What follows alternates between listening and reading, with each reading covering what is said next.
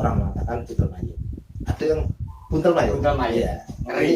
Ini kadang orang-orang bilang ciri mati yang sangat dihindari.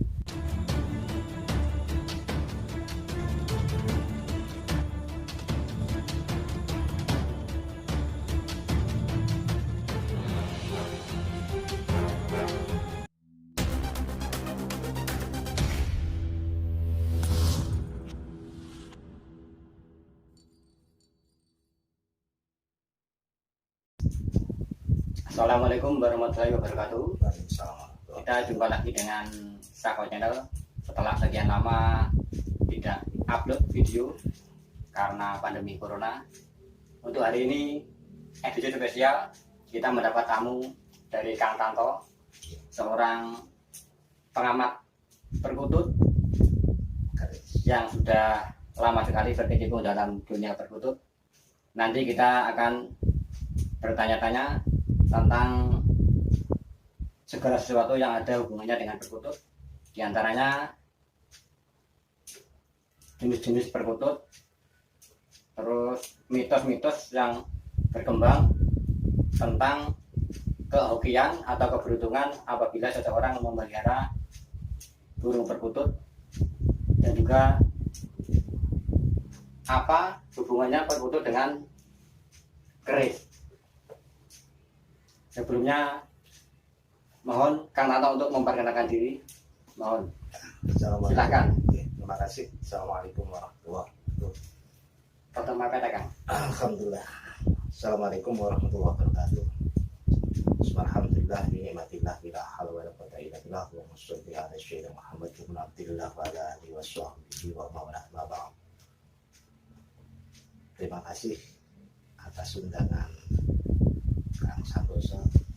Alhamdulillah tadi dikatakan bukan pakar ya, mungkin pengamat istilahnya. Pengamat. Ya. Jadi di sini mungkin saya cuma bisa menggarisbawahi bahwa perkutut ini suatu dinamika yang juga berkaitan dengan kultur orang Jawa. Jadi kita harus sebijak mungkin membedah tentang perkutut. Seperti tadi yang dikatakan. Jadi insya Allah kita bukan berarti saya lebih tahu, bukan, cuma ini sekedar wawasan yang telah saya terima, apa yang saya amati selama ini tentang dunia perkutut, wabil khusus perkutut lokal ya. Karena perkutut lokal ini yang erat hubungannya dengan katulanggan istilahnya, yang berhubungan dengan sugesti, mitos dan sebagainya. Terus mungkin mukadimah awal saya.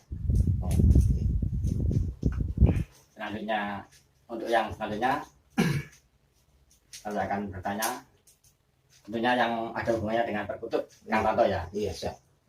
Dan perniknya ya. Oh iya. Nanti Kang Tanto bisa menambah sesuatu kalau kita siap. kurang lengkap. Siap. Yang pertama, apa sih makna katuranggan dalam dunia perkutut?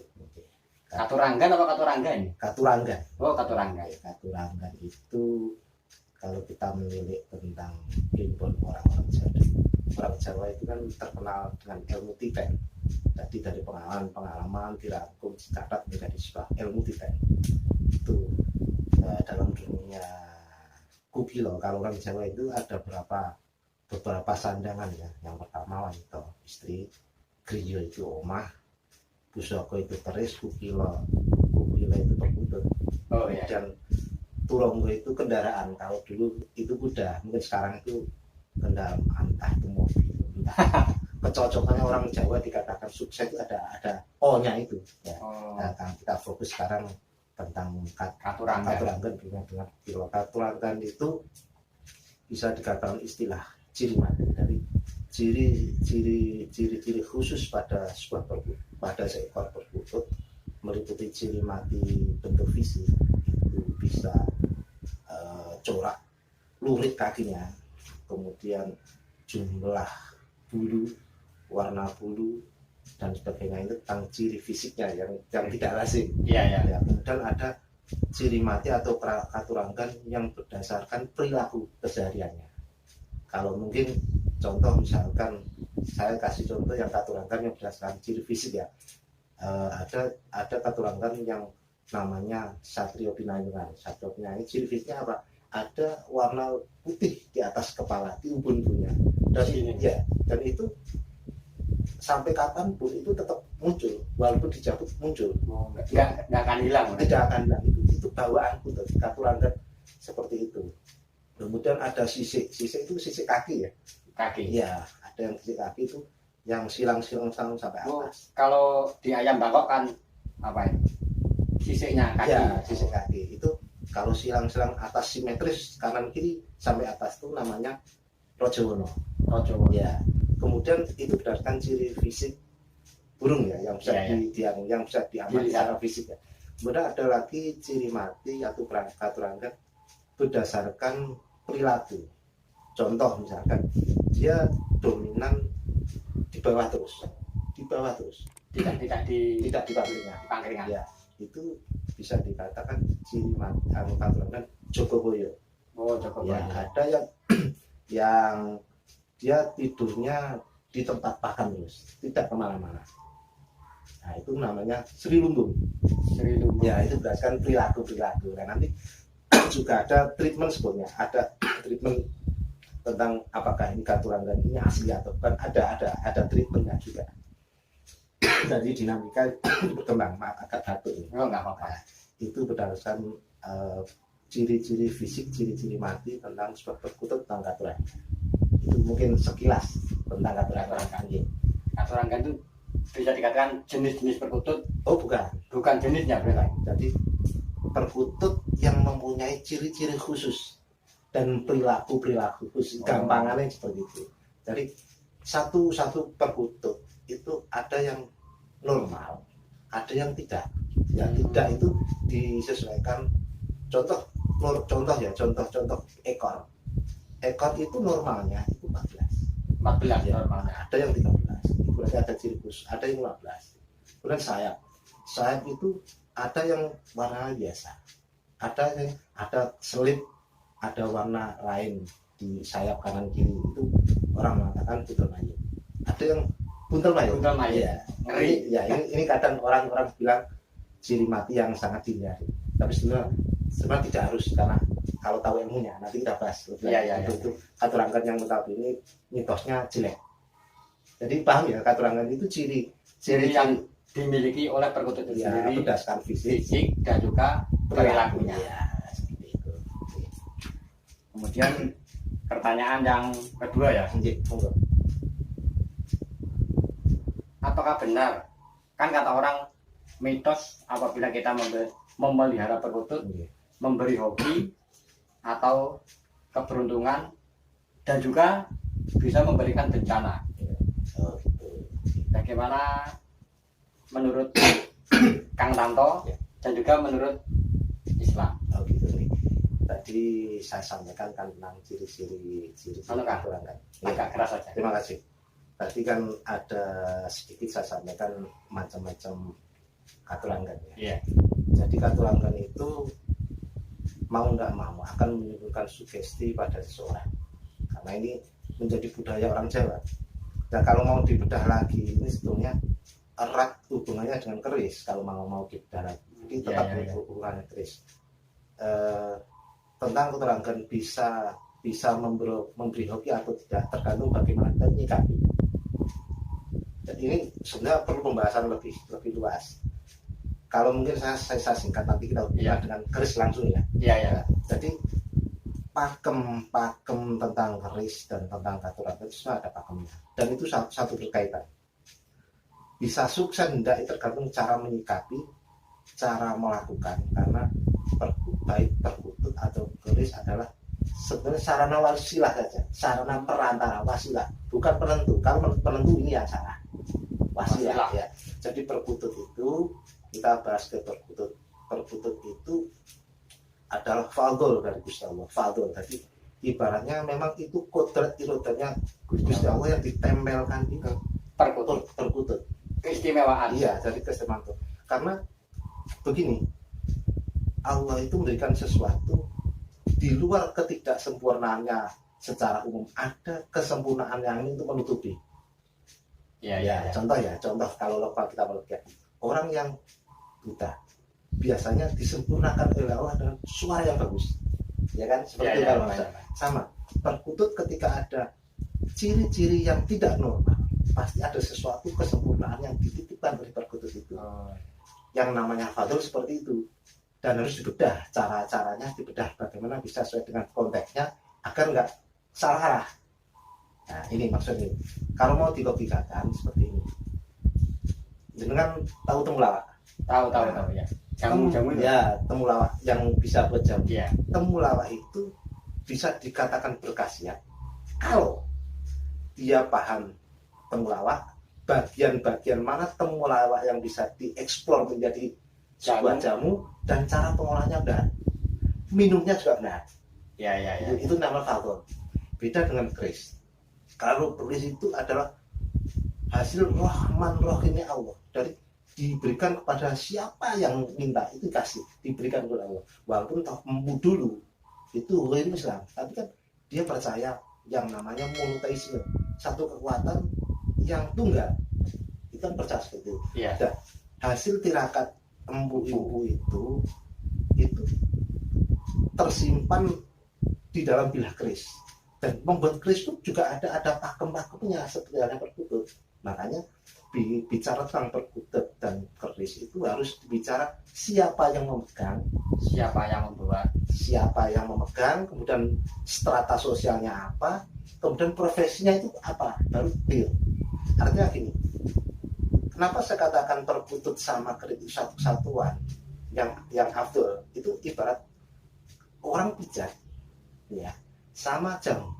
Kalau mau sehat, pijat dulu baru minum jamu, kan seperti itu. Iya. Mijat pun tidak asal mijat, harus tahu aliran darah, teknik pemijatan, harus ada orang yang ahli, kemudian dikasih jamu sesuai dengan apa yang dikeluhkan. Seperti itu. Sama halnya ketika kita bicara tentang contoh saya kasih contoh Katuranggan Banyumili ya. Banyumili itu mulai dari sini sampai debur itu belah. Warnanya beda. Ada belahan sini. Oh, belek. Ya, kalau terpati kan ya, di bawah mata, belek. Dari sini sampai lubang halus itu Banyumili. Dan itu menurut catatan Rimbonya, menurut ilmu titanya orang dulu, ya, itu didadikan siapa yang memegang, yang memelihara perkutut ini, konon mitosnya, sugestinya akan diberi kelancaran hajatnya, rezekinya seperti halnya air yang mengalir. Oh ya. Dan ini cocok sebetulnya dipegang, dipelihara oleh orang-orang yang berhubungan dengan dunia usaha, perdagangan atau sebagainya. Gandengannya tadi katakan perkutut itu jamu, kalau pijatnya, kerisnya itu mungkin keris yang dapur jala, kemudian pamornya bisa udan maska atau Banyumili, sama. Jadi ini klop dipegang oleh orang yang berkompeten sesuai bidangnya, dibantu oleh doa empu-empu yang tersimpan di dalam keris, kemudian doanya perkutut ini. Nah, makanya di situ perkutut ini sesuatu hewan yang istimewa. Karena makanya di Jawa ini kukilo perkutut menjadi peliharaan yang sangat istimewa. Karena apa? Perkutut bisa kawong. Nah, ini untuk bisa mengeksplor apa yang ada di kandungannya seperti halnya tadi temulawak, itu harus ngawongkan dulu. Artinya caranya merawat itu baik, diteliti, merawatnya baik dengan belas kasih. Maka kalau orang dulu itu kalau melihara dielus-elus, dimandikan, kadang dikasih kembang pun sama air leris biar bulunya halus. Kemudian tidak ngomong kayak orang gedeng gitu. Bang Karyo. Iya. Kemudian dikasih nama Bagong gitu, Bagong, atau supaya ada jalinan sambung rasa. Nah, dengan perkutut itu bunyi karena dia merasa sehat, merasa nyaman, aman, manggung. Manggungnya ini ada doa untuk tuanya. Jadi ada doanya. Ya, dia dia doanya perkutut ini, zikirnya perkutut lewat manggungan sesuai kapasitasnya. Mungkin Ya. mungkin kalau mungkin saya analogikan, mungkin perkutut Banu Mili ini mungkin berdoanya ya Fatahu ya Rozak, ya Fatahu ya Allah, bukanlah pintu rezeki kepada untuk siapa? Tuanku. Tuanku. Akan seperti itu. Makanya ini membantu mendoakan kepada Tuannya tuannya. Makanya cara merawat itu harus bagus. penuh kasih sayang. Iya. Bukan kita mendewakan, enggak. Iya. Cara merawatnya ini loh yang memberikan sambung rasanya Timbal balik. Iya, dia mendoakan. Kemudian ada keris itu tadi yang memang Iya. notabene pakemnya diciptakanmu sebagai pendorong doa. Dari doa yang tersimpan di situ. Kalau mau dibahas tentang bila keris ini harus bicara ilmu metalurgi. Ini nanti banyak. Ya, karena mungkin sebagai gambaran wawasan, keris itu suatu logam yang kadar karbonnya itu tinggi. Jadi, karbon itu sifatnya penghantar panas cepat, penghantar energi cepat. Dan biasanya keris itu yang paling tua, konon katanya orang-orang tua itu kalau belum cukup jangan nyimpen yang lu. Karena seperti antena, yang keris yang lu itu. Maaf, potong. Okay. Maksudnya belum cukup tua, maksudnya tua kerisnya atau tua yang memegang? Tua dalam konteks pemikiran, tua dalam bentuk konteks akidah, tua dalam cara kebijakan. Ya. Seperti itu. Maksudnya jadi bukan tua Belum kerisnya. tentu. Ya, kalau keris itu pasti itu barang orang tua, cuma yang megang ini loh. Karena apa? Frekuensi yang dialirkan oleh keris dengan yang lebih tinggi dijamin dibandingkan yang jangkung, seperti itu. Jadi dengan dua dorongan dari doa tertutup, kemudian dorongan doa yang tersimpan dari empu itu, maka menjadikan dorongan untuk mencapai hajatnya. Tetapi dalam konteks atas izin Allah. benar, atas izin Allah. Kemudian cara melakukannya itu benar. Orang bedanya tersesat dalam kesyirikan dan tidak itu pertama harus paham tekniknya, paham permasalahannya, dan paham tujuannya kemana. Kalau mandek ya sudah terjebak kesini. Kalau sudah mandek, enggak, aku mergo iki lancar. Sudah mandek itu bukan karena izin Allah, itu masalah. Keris kira ngarai sugih, lah itu yang masalah. Tapi kalau tahu alurnya tadi dijelaskan kutub ini mendorongnya lewat ini, kemudian orangnya cara berdagangnya dengan bagus, selalu memuaskan pelanggan dengan barang yang baik kualitas. Kemudian dia selalu improvement, dia carane teknik pemasaran seperti apa yang mengikuti perkembangan zaman. Itu ada ikhtiar dohiriyah, dia ikhtiar dohiriyah didorong oleh doa, kemudian ditambah lagi ikhtiar batinnya. Apa? Contoh sholat duha, sholat malam, kemudian memperbanyak sedekah.